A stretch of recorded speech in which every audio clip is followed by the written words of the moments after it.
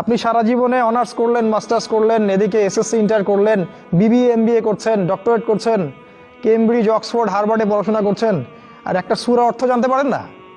তাহলে কোরআনকে আপনি মূল্যায়ন করেননি। সহজ কথা, তার মানে আপনি কোরআনকে মূল্যায়ন করেননি। কোরআন আপনার কাছে ফোর্থ সাবজেক্ট, আর অন্য এই বিষয়গুলো আপনার কাছে মেইন সাবজেক্ট। যদি এই হয় অবস্থা, তাহলে এই যে হাদিসটা শুরুতে বলেছিলাম, আল কোরআন হুজ্জাতুন লাকা ওয়া আলাইক, কোরআন তোমার পক্ষে দলিল অথবা তোমার বিপক্ষে সাক্ষী দিবে। আপনার বিপক্ষেই কোরআন সাক্ষী দিবে, আপনিই সেই ব্যক্তি যার বিপক্ষে কোরআন সাক্ষী দিবে ইনশাআল্লাহ। অপেক্ষা করতে থাকেন।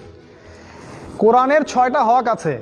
কোরআন বিশুদ্ধ করে তেলাওয়াত করা শিখতে হয়, এর অর্থগুলো বুঝতে হয়, এর আদেশগুলো মানতে হয়, নিষেধগুলো বর্জন করতে হয়, কোরআনের দাওয়াত মানুষকে দিতে হয়, আর কোরআনের হুকুম আহকাম বিধিবিধান বাস্তবায়ন করতে হয়।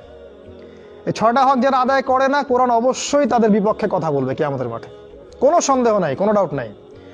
আর যারা এই হকগুলো আদায় করে, কোরআন অবশ্যই তার পক্ষে সাক্ষী দিবে ইনশাআল্লাহ। জেনে রাখেন, কোরআন যার পক্ষে সাক্ষী দিবে নিশ্চিত সে জান্নাতে যাবে ইনশাআল্লাহ, কোনো সন্দেহ নাই এই বিষয়ে।